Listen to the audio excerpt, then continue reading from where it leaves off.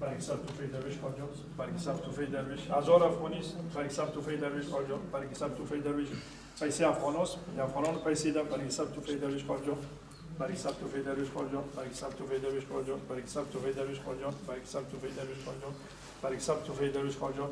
برای حساب توفی درویش برای حساب توفی درویش کجا؟ برای حساب توفی درویش برای حساب توفی درویش کجا؟ برای حساب توفی درویش برای حساب توفی درویش کجا؟ برای حساب توفی درویش برای حساب توفی درویش خواهش میکنم. برای حساب توفی درویش کجا؟ برای حساب توفی درویش کجا؟ اینا با مادرای خود آمدن.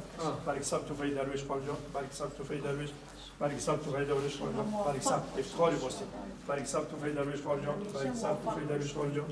برای حساب توفی درویش برای حساب توفی درویش کجا؟ برای حساب توفی درویش کجا؟ برای حساب توفی درویش کجا؟ برای حساب توفی درویش کجا؟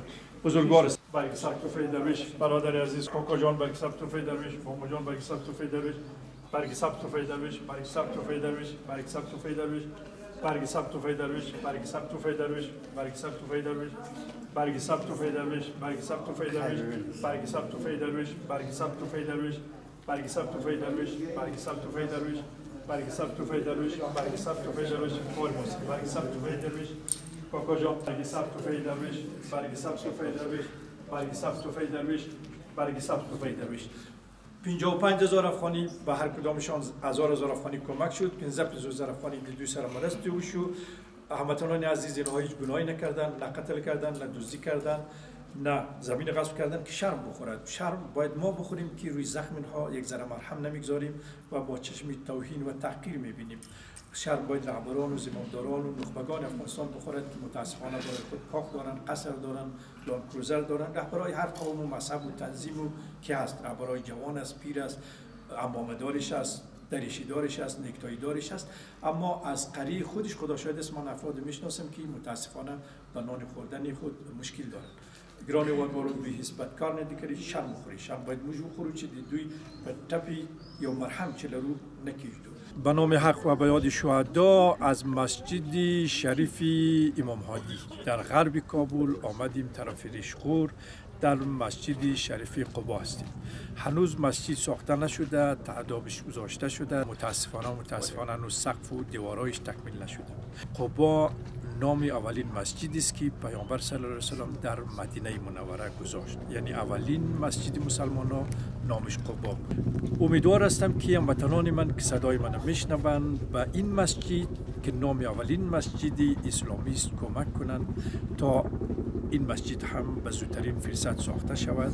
فعلا فقط دیوارایش هم تکمیل نشده. ما هم در آفتاب اینجا هستیم، نماز هم در آفتاب سوزان میخوانند. شده فرش پلاستیکی است. گران وادوالو دی امام هادی بول با لویدیس مرسته و شو اوس راغلو ریشخور کیو دی قبام و جماعت کیو چی کاری پیل شوی دی اما لبد مرغه دیوارونه هم تکمیل شوی دی. زه په تاسې غږ کوم که غواړئ چې دا جومات جوړ شي. مسلمانانو لومړی جومات نوم هم قبا و. د مولوي صاحب د اړیکې شمیره ورکوم. مولوي صاحب عبدالقادر ابراهیمي د دې جومات مولوي صاحب د اړیکې واخلئ. د مولوي صاحب عبدالقادر ابراهیمي د اړیکې شمیره 0 8 50 155 8 دیرش. که تاسې غواړئ چې مرسته ولیږئ مستقیم د مولوي صاحب سره اړیکه ونیسئ. هموطنان عزیز اگر میخواین کمک برای ساختن این مسجد که ثواب بزرگ است کنین، مستقیم با مولوی صاحب عبدالقادر ابراهیمی تماس بگیرین. شماره تلفنش 070 58 155 38. امروز از پول شما وطن دوستان من 1000 افغانی کمک میکنم به این هموطنان خود. 1000 افغانی از نظر مادی چیزی نیست، اما یک سال شکری یک فامیلی عادی می شود. به نظر من ارزش معنویشان بسیار بالاست که شما از کشورهای خارج در فکر هموطنان خود هستین. $100 و $100 ارسال میکنید. 55000 افغانی مولوی صاحب حساب کرده. 15000 افغانی مولوی صاحب شمیره لیدی.